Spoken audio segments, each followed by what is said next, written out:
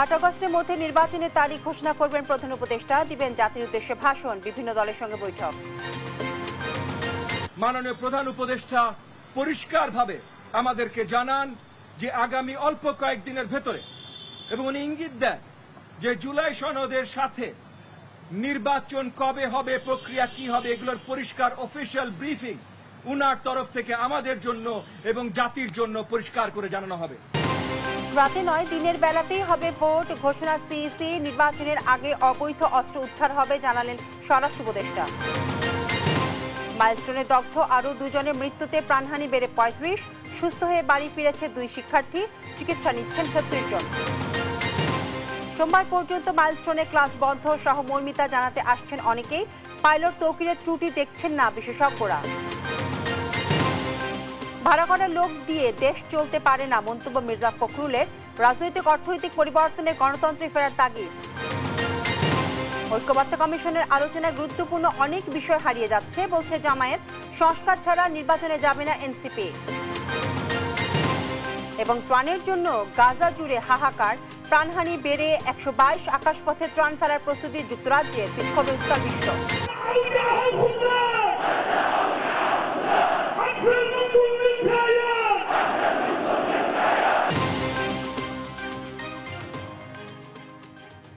আমন্ত্রণ সংবাদ সন্ধ্যায়, শুনছিলেন শিরোনাম, সাথে আছি বিপাশা চক্রবর্তী। আগামী সপ্তাহে জাতীয় নির্বাচনের তারিখ ঘোষণা করতে পারেন প্রধান উপদেষ্টা ডক্টর মোহাম্মদ ইউনূস। বিকেলে রাষ্ট্রীয় অতিথি ভবন যমুনায় প্রধান উপদেষ্টার সঙ্গে মতবিনিময় সভা শেষে এমনটাই জানালেন বিভিন্ন রাজনৈতিক দলের নেতারা। এনডিএম চেয়ারম্যান ববি হাজ্জাজ জানান, আগামী 5 থেকে 8 আগস্টের মধ্যে নির্বাচনের তারিখ ঘোষণা দিবেন প্রধান উপদেষ্টা। জাতির উদ্দেশ্যে ভাষণের মাধ্যমে নির্বাচনের তারিখের পাশাপাশি জুলাই সনদও ঘোষণা করবেন তিনি। একই কথা জানান 12 দলীয় জোটের প্রধান মোস্তফা জামাল হায়দারও। বৈঠকে আইন শৃঙ্খলা পরিস্থিতি নিয়ে উদ্বেগ জানিয়ে দেশে অস্থিতিশীলতার জন্য পতিত সরকারকে দায়ী করেন তারা। এ সময় সুষ্ঠু নির্বাচন আয়োজনে দ্রুত পরিস্থিতি উন্নতির তাগিদও দেন নেতারা। সভায় নির্বাচন পর্যন্ত রাজনৈতিক দলগুলোর সমর্থন চেয়েছেন প্রধান উপদেষ্টা।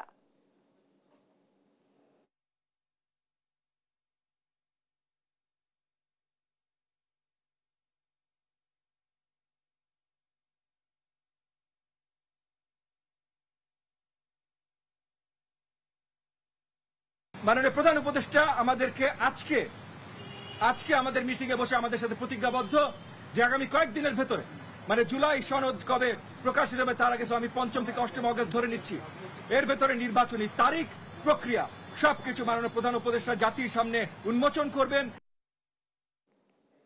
দর্শক, এই বিষয়ে আরো জানাতে সরাসরি যুক্ত হচ্ছেন আমাদের সহকর্মী জান্নাতুল মোহনা। মোহনা, প্রধান উপদেষ্টার সঙ্গে বৈঠকের পর আর কি কি জানালেন রাজনৈতিক নেতারা? আপনারা জানেন যে 14টি রাজনৈতিক দল প্রধান উপদেষ্টার আমন্ত্রণে আজ বিকেলে তার বাসভবন যমুনায় এসেছেন এবং মত বিনিময় করেছেন।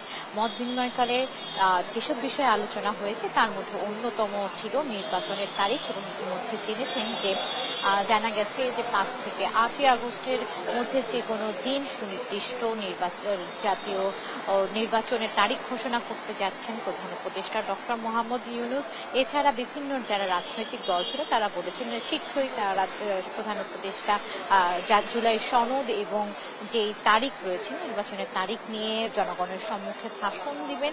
এছাড়া আরো কয়েকটি বিষয় আলোচনায় উঠে এসে, যেমনটি আইন শৃঙ্খলার পরিস্থিতি, এবং বিভিন্ন দলের নেতাকর্মীরা জানিয়েছেন প্রধান উপদেষ্টা এই বর্তমান চলমান যে অস্থিরতা চলছে সেই অস্থিরতার জন্য পূর্বের সরকার অর্থাৎ বিগত সরকারকে দায়ী করছেন, এবং এছাড়া তারা আলোচনা করেছেন যে সুষ্ঠু নির্বাচন আয়োজনের লক্ষ্যে যে পরিমাণ নিরাপত্তা বা আইন শৃঙ্খলা বাহিনীর ভূমিকা রাখার কথা সেই রকম ভূমিকা দেখতে পাচ্ছেন না তারা সরকারকে পরামর্শ দিয়েছেন যেন আইন শৃঙ্খলা বাহিনীকে আরো শক্তিশালী করা হোক এবং লেভেল প্লেইং ফিল্ড তৈরি করার জন্য আইন শৃঙ্খলা বাহিনীর যে গুরুত্বপূর্ণ ভূমিকা থাকার কথা তার জন্য তাদেরকে মাঠে সরব হওয়ার জন্য পরামর্শ দিয়েছেন বিভিন্ন দলের রাজনৈতিক নেতৃবৃন্দ। এবং তারা আরো জানিয়েছেন তারা দেখতে পাচ্ছেন যে বিশেষ করে ইসলামী দল যারা রয়েছেন তারা বলেছেন যে ঢাকা জাতিসংঘের মানবাধিকার কমিশনের যে কার্যালয় রয়েছে সেই কার্যালয় বিষয়টি স্থাপনে তারা প্রতিবাদ জানিয়েছেন। তখন যখন আমরা প্রশ্ন করি তাদেরকে যে এই নিয়ে প্রধান উপদেষ্টা কোনো মন্তব্য করেছেন কিনা, তখন তারা বলেছেন যে প্রধান উপদেষ্টা কেবলই শুনে গেছেন, এই বিষয়ে কোনো মন্তব্য করেনি। তারা বলেছেন যে জাতিসংঘের যেই কার্যালয় স্থাপন হবে সেই স্থাপন নিয়ে তারা প্রতিবাদের পাশাপাশি তারা বলেছেন যে এই চালুর যে এমওইউ স্বাক্ষর হয়েছে, এই স্বাক্ষর করার অধিকার অন্তর্বর্তী সরকারের নেই, এটি কেবলই যে নির্বাচিত সরকারের এই অধিকারটি রয়েছে। তারা এর নিন্দা জানিয়েছেন। এছাড়া আরো একটি বিষয় উঠে এসেছেন, সেই বিষয়টি হচ্ছে রাজনৈতিক দলগুলোর মধ্যে বৈষম্যের অভিযোগ তারা করেছেন প্রধান উপদেষ্টার কাছে। বিভিন্ন যে দলগুলো রয়েছেন যে দলগুলো রয়েছেন তারা বলেছেন ও বেশ কিছু দলকে বিভিন্নভাবে প্রাধান্য দেওয়া হচ্ছে, কিন্তু বাকি দলগুলোকে প্রাধান্য দেওয়া হচ্ছে না। তো এই ছিল যমুনা থেকে আমার কাছে সর্বশেষ সংবাদ। মোহনা, আপনাকে ধন্যবাদ। দর্শক, আমাদের সহকর্মী জানাতুল মোহনা রাষ্ট্রীয় অতিথি ভবন যমুনা থেকে প্রধান উপদেষ্টার সঙ্গে বৈঠকের পর রাজনৈতিক নেতারা কি বলেছেন সে সম্পর্কে সার্বিক তথ্য আমাদেরকে জানাচ্ছিলেন। সুষ্ঠু, গ্রহণযোগ্য এবং নিরপেক্ষ নির্বাচন আয়োজনে জাতির কাছে ইসি প্রতিজ্ঞাবদ্ধ বলে মন্তব্য করেছেন প্রধান নির্বাচন কমিশনার এএমএম নাসিরউদ্দিন। তিনি বলেন, আগের মতো রাতে নয়, দিনের বেলাতেই ভোট হবে। আসন্ন নির্বাচন ঘিরে সামাজিক যোগাযোগ মাধ্যমে অপতথ্য এবং কৃত্রিম বুদ্ধিমত্তার অপব্যবহার রোধে ইসি কাজ করছে বলেও জানান তিনি। আরো জানাচ্ছেন মাহবুব তামিম। শনিবার সকাল 10টায় খুলনায় নির্বাচন অফিস এবং প্রশাসনের কর্মকর্তাদের সঙ্গে মতবিনিময় করেন প্রধান নির্বাচন কমিশনার এএমএম নাসিরউদ্দিন। এর আগে সাংবাদিকদের সঙ্গে কথা বলেন তিনি। সুষ্ঠু নির্বাচন আয়োজনে নিত্য নতুন চ্যালেঞ্জ আসছে জানিয়ে সিইসি বলেন, নির্বাচন কমিশন ও নির্বাচন ব্যবস্থা সম্পর্কে মানুষের আস্থা ফিরিয়ে আনা জরুরি। আমরা কোনো রাতের বেলায় কোনো কর্মকাণ্ড করতে চাই না, দিনের বেলায় সব কর্মকাণ্ড করে যাতে মানুষ এক স্বচ্ছতার সাথে যাতে কাজটা সমাধা করি। তাহলে হয় কি, মানুষ স্বচ্ছতা যদি এনশিওর করা যায় তো মানুষের কাছে এটা গ্রহণযোগ্য হয়। এটা একটা আমাদের চেষ্টা থাকবে।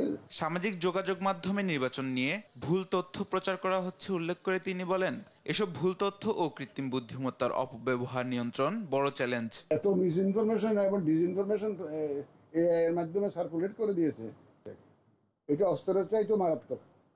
যে সোশ্যাল মিডিয়াতে যে অপপ্রচার হচ্ছে, অপতথ্য এবং ভুল তথ্য দেওয়া হয়, এই ব্যাপারে আপনারা একটু দয়া করে আমাদেরকে সাহায্য করুন, আপনাদের সহায়তা চাই। এদিকে আসন্ন নির্বাচনের জন্য স্থানীয় পর্যবেক্ষকদের 10 আগস্টের মধ্যে আবেদন জমা দিতে বিজ্ঞপ্তি জারি করেছে নির্বাচন কমিশন।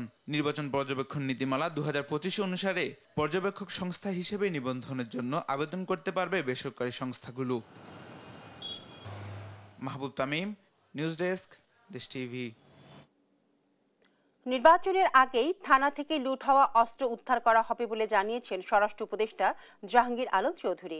পুলিশের সঙ্গে কোনো রাজনৈতিক দলের বিভেদ থাকতে পারে না বলে মন্তব্য করেন তিনি।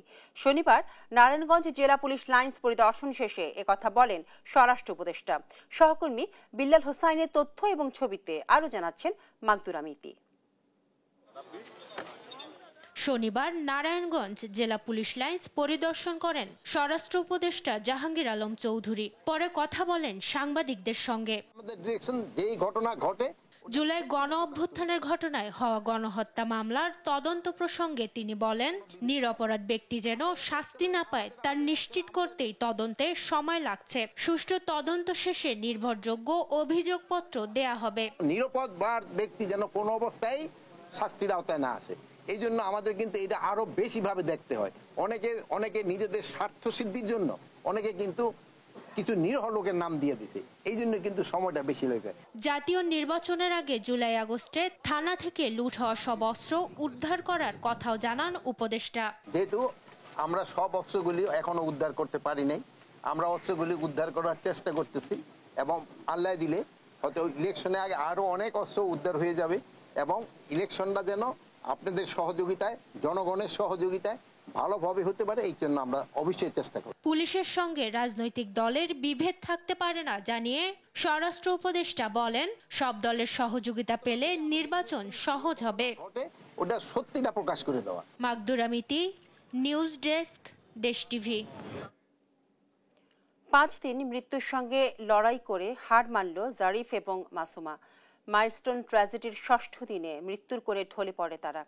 পরে পরিবারের কাছে হস্তান্তর করা হয় তাদের মরদেহ। এ নিয়ে মৃতের সংখ্যা পৌঁছায় 35 জনে। শনিবার বিকেলে জাতীয় বার্ন এবং প্লাস্টিক সার্জন ইনস্টিটিউটের ভারপ্রাপ্ত পরিচালক জানান, বর্তমানে হাসপাতালে চিকিৎসা নিচ্ছেন 36 জন, এর মধ্যে আইসিইউতে রয়েছে 4 জন। ফাহিম ইউসুফের রিপোর্ট, জানাচ্ছেন আলিমুজ্জামান সাফওয়ান। সময়ের সঙ্গে সঙ্গে বেড়ে চলেছে মাইলস্টোন ট্র্যাজেডিতে মৃত্যুর মিছিল। ষষ্ঠ দিনে এসে চিরবিদায় জানালো আরও 2টি প্রাণ। শনিবার সকালে জাতীয় বার্ন ও প্লাস্টিক সার্জারি ইনস্টিটিউটে চিকিৎসাধীন অবস্থায় জারিফ ফারহান ও মাসুমা বেগম নামে 2 জনের মৃত্যু হয়। সকাল 9:10 40% দগ্ধ অবস্থায় মৃত্যু হয় 7ম শ্রেণীতে পড়া জারিফের। স্বজনদের প্রশ্ন, এমন মৃত্যুর দায় কার? কালকে অনেক ভালো ছিল, কালকে পানি খাইতে চাইছিল, তা অনেক ভালোই ছিল। ডাক্তাররা অনেক সাহস দিছিল যে ও ভালো হয়ে যাবে। ওই শ্বাসনালীতে সমস্যা, ইনফেকশন করছিল। ডাক্তাররা অনেক সাহস দিয়েছিল যে ও ভালো হয়ে যাবে, আসে, কিন্তু আজকে তো 1 ঘন্টার ব্যবধানে 90% দগ্ধ শরীর নিয়ে মৃত্যুর কোলে ঢলে পড়েন মাইলস্টোন স্কুলের অফিস সহকারী মাসুমা বেগম। ক্ষোভ প্রকাশ করেন মাসুমার পরিবারের সদস্যরা। আমি মানসিকভাবে ভাঙ্গা গেছি। আমার 2টা সন্তান, সামনে ভবিষ্যতে আগানোর জন্য অনেক স্বপ্ন ছিল, স্বপ্নগুলি সব ভাঙ্গা গেছে। আমি জানি না ছেলে সন্তানের মানুষ করতে পারে কিনা। আরো 35 জনের খোঁজ খবর সবাই নিছে, কিন্তু আমার ওয়াইফের খবর কেউ নেয় নাই। এদিন সুস্থ হয়ে বাড়ি ফিরেছে আহত আরো 2 শিক্ষার্থী। দুপুরের পর শারীরিক অবস্থার উন্নতি হয় হাসপাতাল থেকে আয়ান খান ও রাফসিকে দেয়া হয় ছাড়পত্র। জাতীয় বার্ন ও প্লাস্টিক সার্জারি ইনস্টিটিউটের ভারপ্রাপ্ত পরিচালক জানান, আগামী সপ্তাহের মধ্যে 10 জনকে রিলিজ দেওয়া যাবে। আজকে আমরা 2 জন রোগীকে ডিসচার্জের ডিসিশন হয়ে গেছে।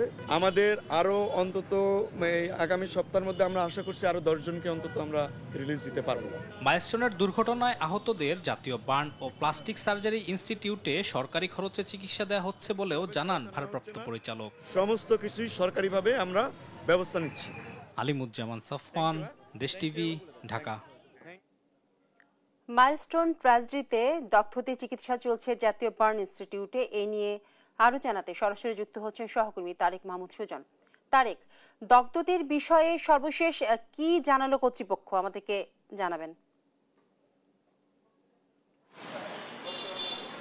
বিপাশা, যেমনটি জানান, এই বিমান বিধ্বস্তের ঘটনায় প্রতিদিনের মতো আজকেও কিন্তু মাসুমা বেগম নামের একজন স্কুলটির অফিস সহায়ক এবং জারিফ ফারহান নামে 2 জন মারা গেছেন। প্রত্যেক দিন কিন্তু 2-3 জন করে এভাবে সেই মৃত্যুর মিছিল বেড়ে চলছে। এই পর্যন্ত এখন পর্যন্ত জাতীয় বার্ন অ্যান্ড প্লাস্টিক সার্জারি ইনস্টিটিউটে চিকিৎসাধীন অবস্থায় কিন্তু মারা যান 17 জন এবং হাসপাতালটির ইনস্টিটিউটটির পরিচালক যেমনটি জানিয়েছেন, এই মুহূর্তে কিন্তু এই ইনস্টিটিউটে 36 জন চিকিৎসাধীন রয়েছেন এবং তাদের মধ্যে 4 জন আইসিইউতে রয়েছে, তাদের অবস্থা আশঙ্কাজনক। একই সঙ্গে 9 জন সিভিয়ার ক্যাটাগরিতে রয়েছেন, বাকিদের অবস্থা কিছুটা ভালো, তারা নর্মাল যে বেড রয়েছে সেখানে রয়েছে।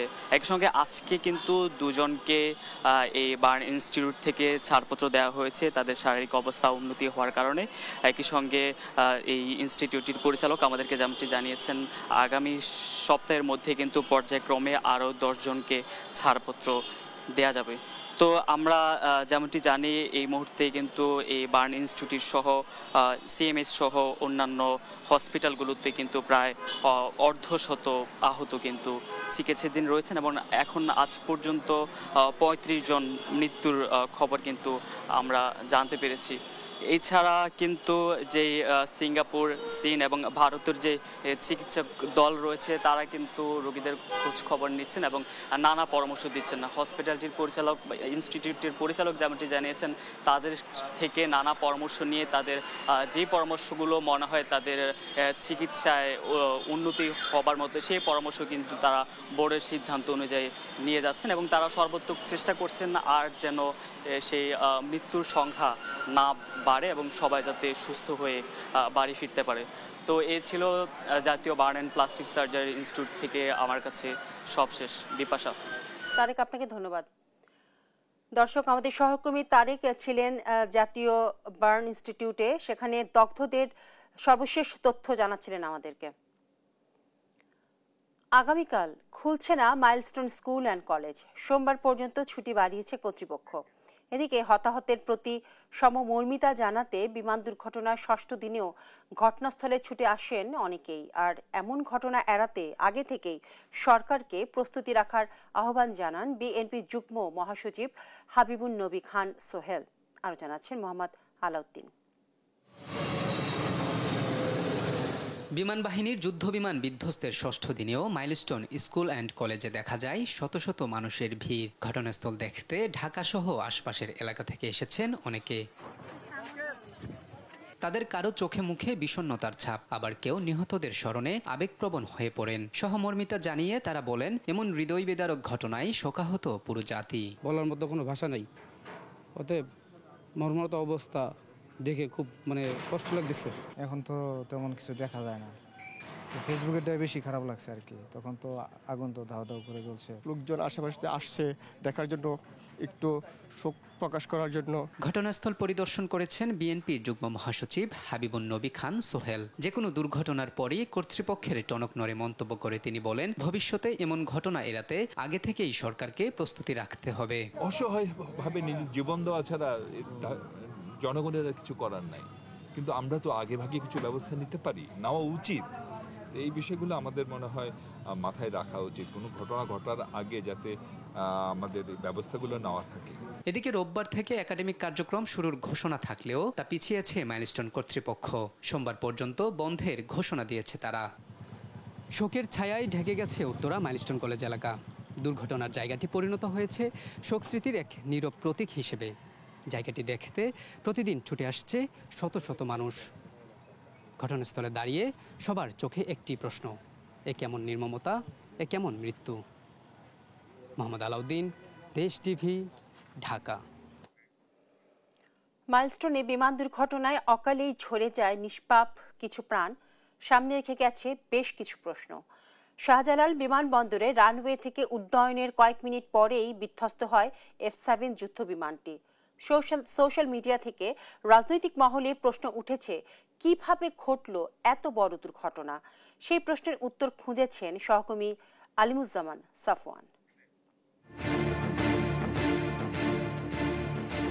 বিমান বাহিনীর ফুল ফ্লেজের যুদ্ধবিমান F-7 BGI।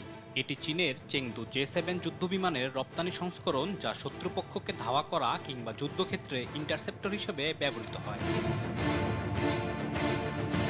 21 জুলাই ফাইটার প্রশিক্ষণের অংশ হিসেবে বিমান বাহিনী ঘাঁটি একে খন্দকার থেকে একক উড্ডয়ন করেন পাইলট তৌকির ইসলাম সাগর।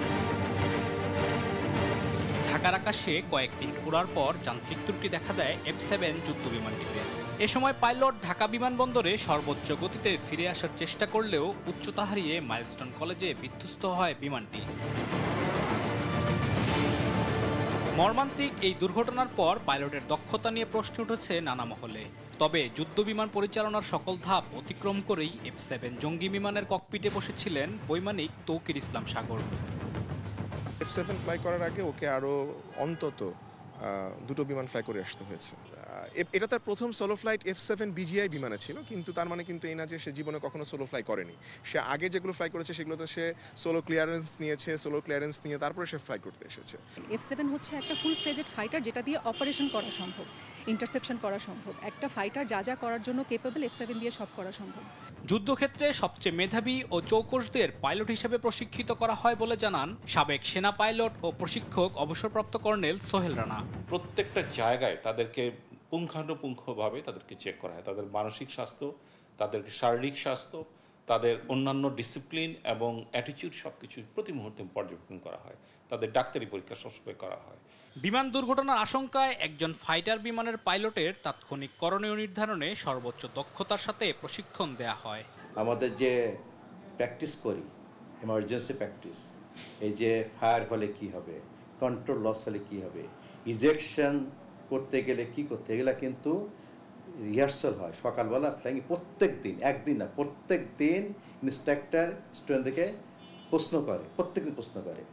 সাবেক পাইলট ও প্রশিক্ষকরা বলছেন, পাইলটের অদক্ষতা নয় বরং দুর্ঘটনায় পতিত হয়ে বিধ্বস্ত হয় F-7 যুদ্ধ বিমানটি। ওই টেক অফ ল্যান্ডিং এ আলিমুজ্জামান সাফওয়ান, দেশ টিভি, ঢাকা। ভাড়া করা লোক দিয়ে দেশ চলতে পারে না, এমন মন্তব্য করেছেন বিএনপির মহাসচিব মির্জা ফখরুল ইসলাম আলমগীর। তিনি বলেন, দেশের রাজনৈতিক অর্থনৈতিক কাঠামোর পরিবর্তন দরকার, তবে এজন্য গণতান্ত্রিক প্রক্রিয়া চলতে দিতে হবে। এ সময় পিআর পদ্ধতিতে আপত্তি জানিয়ে তিনি বলেন, নিম্নকক্ষে এ পদ্ধতিতে নির্বাচন চায় না বিএনপি। সাইফুল রিপনের প্রতিবেদন। জাতীয় প্রেস ক্লাবে জুলাই বিপ্লব প্রত্যাশা ও প্রাপ্তি শীর্ষক আলোচনা সভার আয়োজন করে জিয়া পরিষদ।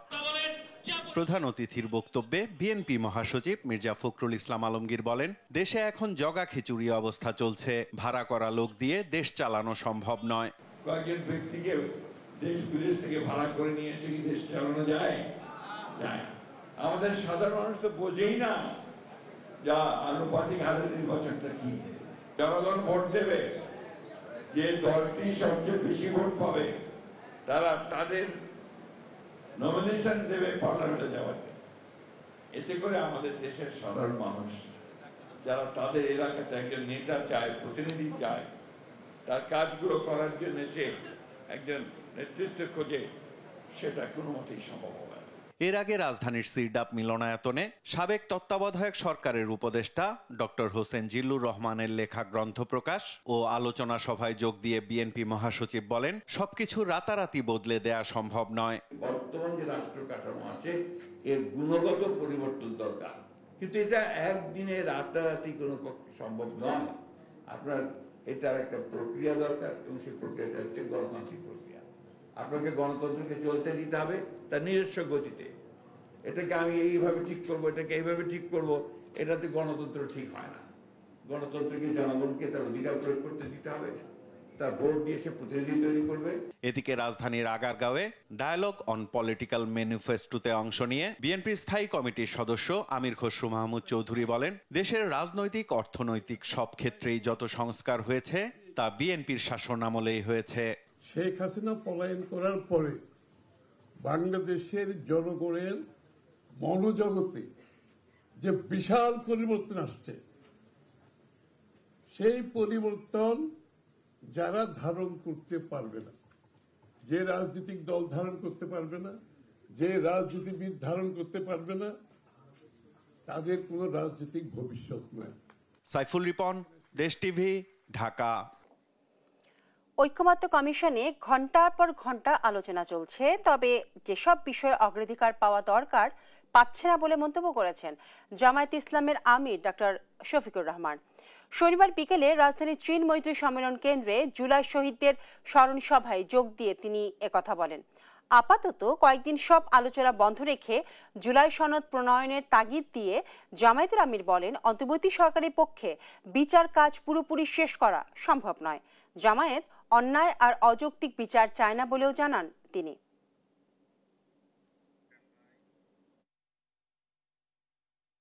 সরকার ঐক্যমত্য কমিশন গঠন করেছেন, সেখানে দিনের পর দিন ঘন্টার পর ঘন্টা আলোচনা হচ্ছে। যদি জুলাই যোদ্ধারা জীবন বাজি রেখে তাদের জীবন দিয়ে আমাদেরকে পরিবর্তন এনে না দিতেন, আমরা এখানে বসতাম নাকি আমরা কেরানীগঞ্জে থাকতাম? ৭২-এর সংবিধান মুজিববাদী সংবিধান উল্লেখ করে এনসিপি আহ্বায়ক নাহিদ ইসলাম বলেছেন, এই সংবিধান বাতিল করে নতুন সংবিধান আনতে হবে। শনিবার দুপুরে মৌলভীবাজারে পথসভায় সংস্কার ছাড়া এনসিপি নির্বাচনে যাবে না বলেও ঘোষণা দেন নাহিদ ইসলাম।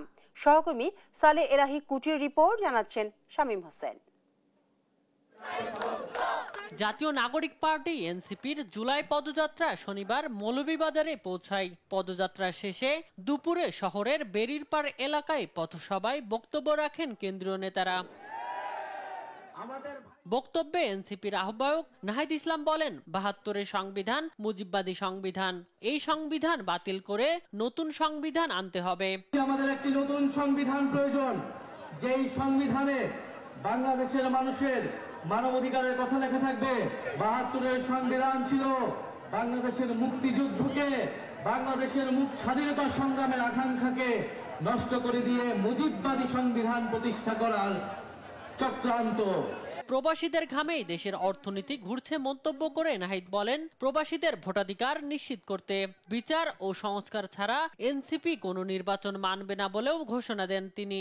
আমরা গণতন্ত্রের পক্ষে লড়াই করা শক্তি, আমরা ভোটাধিকারের জন্য লড়াই করা শক্তি, কিন্তু বিচার সংস্কার ছাড়া নির্বাচন অর্থহীন হয়ে যাবে। এই নির্বাচনকে জনগণ গ্রহণ করবে না। চা বাগান ও পাহাড়ি সম্পদে দেশের উন্নয়ন হলেও মৌলভীবাজারবাসী বঞ্চিত উল্লেখ করে সমতা আনার প্রতিশ্রুতিও দেন নাহিদ ইসলাম। এনআরসি আইনের মাধ্যমে। শামীম হোসেন, নিউজ ডেস্ক, দেশ টিভি। নির্বাচনের মাধ্যমে ক্ষমতার পরিবর্তন গুরুত্বপূর্ণ, কিন্তু ক্ষমতা পরিবর্তনের চিন্তা না থাকলে সরকার দানবীয় হয়ে ওঠে, যার উদাহরণ শেখ হাসিনা। এমন মন্তব্য করেছেন আইন উপদেষ্টা আসিফ নজরুল। শনিবার দুপুরে ঢাকা বিশ্ববিদ্যালয়ে হিউম্যান রাইটস সোসাইটির 11তম মানবাধিকার সম্মেলনে একথা বলেন তিনি। আইন উপদেষ্টা বলেন, মানবাধিকার রক্ষা এখন অনেক বড় চ্যালেঞ্জ। সরকার আইনগতভাবে চ্যালেঞ্জ মোকাবেলার চেষ্টা করছে। আইন দিয়ে সবকিছু হয় না জানিয়ে তিনি বলেন, নিজের স্বভাব পরিবর্তন করা ছাড়া কোনো কিছুর পরিবর্তন হবে না।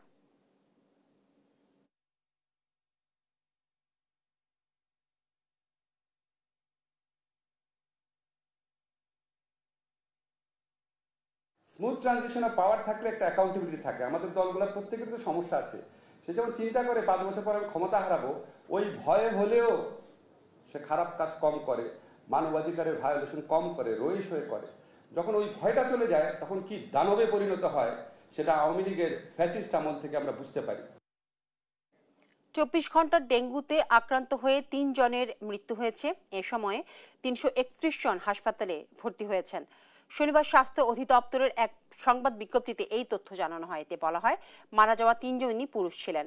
ডেঙ্গু আক্রান্ত হয়ে বরিশাল বিভাগে 132 জন, চট্টগ্রাম বিভাগে 30 জন, ঢাকা বিভাগে 73 জন, ঢাকা উত্তর সিটিতে 28 জন, ঢাকা দক্ষিণ সিটিতে 47 জন, খুলনা বিভাগে 18 জন এবং ময়মনসিংহ বিভাগে 3 জন হাসপাতালে ভর্তি হয়েছেন। চলতি বছর ডেঙ্গুতে মারা গেছেন 73 জন আর আক্রান্ত হয়েছেন 19,120 জন।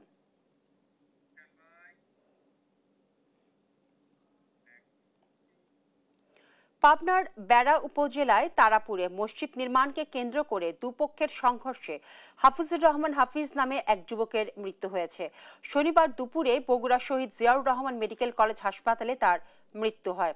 ঘটনার জেরে প্রায় 20টি বাড়িতে অগ্নিসংযোগ করা হয়। পুলিশ এবং স্থানীয়রা জানিয়েছেন, তারাপুরে পুরনো এবং নতুন মসজিদ নিয়ে বিরোধের জেরে শুক্রবার দুপক্ষের মধ্যে সংঘর্ষ বাধে। এতে আহত হন কমপক্ষে 30 জন। শনিবার দুপুরে হাসপাতালে হাফিজের মৃত্যুর পর বিকেলে প্রতিপক্ষের প্রায় 20টি বাড়িতে অগ্নিসংযোগ ও লুটপাট করে তারা। হত্যা মামলায় সেলিম নামের একজনকে গ্রেফতার করেছে পুলিশ। এই মসজিদের লোকজন মিলাদের পক্ষে, ওই মসজিদের লোকজন মিলাদের পক্ষে না। এখানে মুসলিম লোকে সারা রাত ধরে ষড়যন্ত্র করিয়া সকালবেলা মানে আমার ওরা মারধর করছে। আমার 12টা হসপিটালে আছে। মসজিদে তুলে সকাল রাত ধরে ওরা মিটিং করে ওই মুহূর্তে দুই মুহূর্তে এসে আক্রমণ করছে, এবারে আক্রমণ করে মারামারি। এই মুহূর্তে টাটা মেটা রামদা ফালামালা লিয়ে এসে টাটা মেটা বেঁধে এসে দেন, আর ওই মুহূর্তে মানে ইট মিট ভেঙে ফালামালা লিয়ে এসেছে। খাগড়াছড়িতে 2 সশস্ত্র গ্রুপের গোলাগুলির ঘটনায় 4 জন নিহত হয়েছে। শুক্রবার রাতে দীঘিনালায় দুর্গম নারাইছড়ি এলাকায় ইউপিডিএফ এবং জেএসএস এর কর্মীদের মধ্যে সংঘর্ষ হয়। ঘটনার সত্যতা নিশ্চিত করে দীঘিনালা থাকায় ভারপ্রাপ্ত কর্মকর্তা নুরুল হক জানান, আঞ্চলিক সংগঠন দুটি আধিপত্যকে কেন্দ্র করে এই সংঘর্ষের ঘটনা।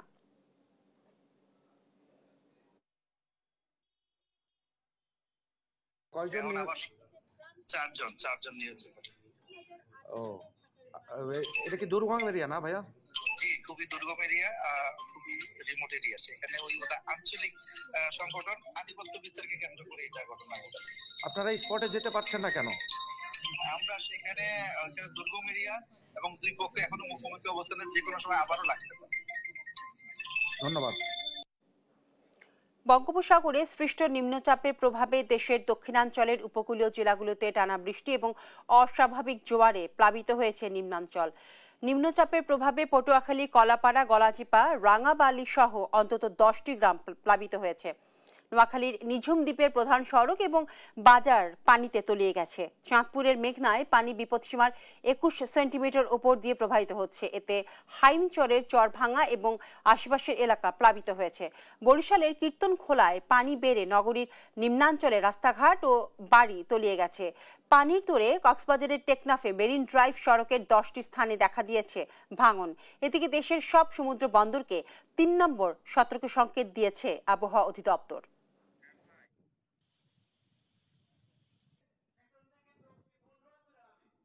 গতকাল থেকে আসলে নিম্ন চাপটা আরো বেড়েছে সমুদ্র বন্দরে। তো আবহাওয়া অফিস থেকে 3 নম্বর সতর্কতা সংকেত দেখাতে বলা হয়েছে। তো আমরা লাইফ গার্ড এবং বিস্কর্টের পক্ষ থেকে আমরা লাইফ বিচে আমাদের দায়িত্ব ছিল যাতে টুরিস্টরা যাতে মানে বিপদে না পড়ে। তো আমরা লাইফ গার্ডরা সকাল 7টা থেকে সূর্যাস্ত পর্যন্ত আমরা চেষ্টা করতেছি লাইফ গার্ড যাতে টুরিস্টরা এসে যেন বিপদে না। ত্রাণের জন্য গাজা জুড়ে হাহাকার। যুদ্ধ শুরুর পর এ পর্যন্ত অনাহারে মারা গেছে 122 জন। এমন পরিস্থিতিতে আকাশপথে ত্রাণ ফেলতে যুক্তরাজ্য প্রস্তুত বলে জানিয়েছেন প্রধানমন্ত্রী কিয়ার স্টারমার। এদিকে গাজায় ত্রাণের অভাবে ফিলিস্তিনি মৃত্যুর প্রতিবাদে উত্তাল বিশ্বের নানান প্রান্ত। আরো জানাচ্ছেন ফাতেমা তাসনিম। সামান্য একটু খাবারই বরাদ্দ, অথচ আশা নিয়ে দাঁড়িয়ে আছে অসংখ্য মানুষ। কে কার আগে নিজের পাত্রে খাবার নিতে পারবে তা নিয়ে চলে হুড়োহুড়ি। খালি হাতে বাড়ি ফিরতে চান না কেউ, কারণ এক মুঠো খাবারের অপেক্ষায় আছে পুরো পরিবার। আর তাই ফুরিয়ে যাওয়ার আগেই সংগ্রহে ব্যস্ত গাজার ক্ষুধার্তরা। এরই মধ্যে এক মা চাইছেন শুধু সন্তানের জন্য হলেও একটু খাবার নিতে। খাবার সংগ্রহ করা অনেক কঠিন হয়ে যাচ্ছে। যখন আমি ঘর থেকে আসি আমার সন্তান তখন ক্ষুধায় জ্ঞান হারিয়ে ফেলে। 2 দিন হলো কোনো খাবার পাইনি, তাই প্রাপ্তবয়স্ক হয়েও চলাচল করতে খুব কষ্ট হচ্ছে। বিশ্ব স্বাস্থ্য সংস্থা WHO জানিয়েছে অন্তঃসত্ত্বা ও 5 বছরের কম শিশুদের জন্য অপুষ্টি রোধের কার্যক্রম বন্ধ হয়ে যাবে, কারণ পুষ্টিকর সাপ্লিমেন্ট এখন শেষের পথে। মারাত্মক অপুষ্টিতে ভোগা শিশুদের দেওয়া হতো উচ্চ ক্যালোরিযুক্ত বাদাম পেস্ট। জাতিসংঘ ও মানবিক সংস্থাগুলো বলছে জীবন বাঁচাতে কাজে লাগানো বিশেষায়িত চিকিৎসামূলক এই খাবারগুলো ফুরিয়ে যাওয়ার দ্বারপ্রান্তে। জাতিসংঘের মুখপাত্র অ্যান্তনিও গুতেরেস ক্ষোভ জানিয়ে বলেন, শুধু মুখের বুলিতে শিশুদের ক্ষুধা মেটানো সম্ভব নয়, তাই অবিলম্বে গাজায় দুর্ভিক্ষ নিরসনে পদক্ষেপ নেয়ার আহ্বান জানান তিনি। আমাদের এখনই পদক্ষেপ নেওয়া প্রয়োজন। এই মুহূর্তেই স্থায়ী যুদ্ধবিরতিতে যেতে হবে। জিম্মিদের মুক্তি ও কোনো প্রকার বাধা ছাড়াই মানবিক সহায়তা প্রবেশ করতে দিতে হবে। সেই সঙ্গে 2 দেশের সংকট নিরসনে সুনির্দিষ্ট ও অপরিবর্তনীয় পদক্ষেপ প্রয়োজন। শুক্রবার সামাজিক মাধ্যম এক্সে যুক্তরাজ্যের প্রধানমন্ত্রী কিয়ার স্টারমার জানিয়েছেন গাজায় আকাশপথে ত্রাণ ফেলতে প্রস্তুত তারা। আরো জানান গাজায় ত্রাণ পৌঁছাতে জর্ডান কর্তৃপক্ষের সঙ্গেও কাজ করছেন। মেডিসিন সেন্স ফ্রন্টিয়ার্সের একজন কর্মকর্তা সতর্ক করে বলেছেন, আকাশপথে ফেলা ত্রাণ পর্যাপ্ত হবে না, তবে এ নিয়ে শুরু হতে পারে বিশৃঙ্খলা। এদিকে গাজায় মানবিক সহায়তায় পাঠানো ত্রাণ সামগ্রী হামাস লুট করেছে তদন্তে এমন প্রমাণ মিলেনি বলে জানিয়েছে মার্কিন প্রশাসন। ফাতেমা তাসনিম, নিউজ ডেস্ক, দেশ টিভি। খেলা খবর। অভিজ্ঞ রূপালীকে সিনিয়র হিসেবে অধিনায়ক করে আসন্ন নারী বিশ্বকাপের জন্য 15 সদস্যের দল ঘোষণা করেছে কাবাডি ফেডারেশন। দলে আছেন শ্রাবণী, বৃষ্টি এবং তাহরিমার মতো পরীক্ষিত মুখ। ঘরোয়া কাবাডিতেও বড় উদ্যোগ নিয়েছে ফেডারেশন। প্রথমবার কাবাডি খেলোয়াড়রা আসছেন মাসিক বেতনের আওতায়। পাশাপাশি তারুণ্যের উৎসব উপলক্ষে সারা দেশে শুরু হচ্ছে জাতীয় কাবাডি চ্যাম্পিয়নশিপ। আরো জানাচ্ছেন তাসবিহ শরণ। এক যুগেরও বেশি সময় পর আবারও মাঠে গড়াতে যাচ্ছে নারী কাবাডি বিশ্বকাপের আসর। 2012 সালে প্রথমবার ভারতে বসেছিল নারী কাবাডি বিশ্বকাপ। সেবার শিরোপা উঠেছিল স্বাগতিকদের হাতেই। আর 16 দলের টুর্নামেন্টে বাংলাদেশ হয়েছিল পঞ্চম। 13 বছর পর আবারও সেই ভারতের হায়দ্রাবাদে বসতে যাচ্ছে নারী কাবাডি বিশ্বকাপের দ্বিতীয় আসর। আগামী 3 থেকে 10 আগস্ট সেই আসরের জন্য 15 সদস্যের বাংলাদেশ দল ঘোষণা করেছে বাংলাদেশ কাবাডি ফেডারেশন। রূপালী সিনিয়রকে অধিনায়ক করে দলে জায়গা পেয়েছেন শ্রাবণী, বৃষ্টি, স্মৃতি, রেখা ও তাহারিয়ামারা। আর এই টুর্নামেন্ট দিয়ে কাবাডিকে বিদায় জানাবেন ক্যাপ্টেন রূপালী সিনিয়র রূপালী, যে ওনাকে আমরা একটা রেসপেক্ট দেওয়ার জন্য তার বিদায়ী অনুষ্ঠান হবে এই ওয়ার্ল্ড কাপের মাঝে। সে সে রিটায়ারমেন্টে যাবে। তো আমরা এখানে রূপালীকে ক্যাপ্টেন হিসাবে ঘোষণা করছি। তাছাড়া প্রথমবারের মতো কাবাডি খেলোয়াড়দের আনা হচ্ছে মাসিক বেতনের আওতায়। প্রথম পর্যায়ে আমরা মেয়েদের স্যালারি স্ট্রাকচারে শুরু করছি।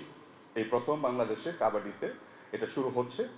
আগামীর পাইপলাইনের জন্য আমরা এই যুবতী এদের বয়স থেকে আমরা শুরু করছি। আগামী 2 বছর তারা আমাদের কাছে এন্টাইটেলমেন্টে থাকবে। এদিকে তারুণ্যের উৎসবকে সামনে রেখে সারা দেশের নারী ও পুরুষ দুই বিভাগেই জাতীয় কাবাডি চ্যাম্পিয়নশিপ শুরু করতে যাচ্ছে বাংলাদেশ কাবাডি ফেডারেশন। 54টা ডিস্ট্রিক্ট আমাদেরকে এই পর্যন্ত অ্যাফিলিয়েশন দিয়েছে, আর বাকিরা অন প্রসেস আছে। বিভিন্ন জায়গায় সরকারি অফিসিয়ালরা ছিলেন না, সেক্রেটারি না থাকার কারণে ওনারা ফোনে যোগাযোগ করছেন। তো আমরা আশা করছি 64 ডিস্ট্রিক্ট অনবোর্ড থাকবে। এছাড়াও কাবাডির জন্য বৃহৎ কমপ্লেক্স নির্মাণের লক্ষ্যে জাতীয় ক্রীড়া পরিষদ 20 বছরের জন্য গোপালগঞ্জ মহিলা ক্রীড়া কমপ্লেক্সকে কাবাডি ফেডারেশনকে লিজ দিয়েছে। এই কমপ্লেক্সে বয়স ভিত্তিক দল ছাড়াও পুরুষ ও নারী জাতীয় দলের জন্য থাকবে পরিপূর্ণ অনুশীলন সুবিধা। তাসবিহ হরণ, দেশ টিভি, ঢাকা। এই ছিল এখনকার সংবাদ সন্ধ্যা। পরের বুলেটিন দেখার আমন্ত্রণ রইল।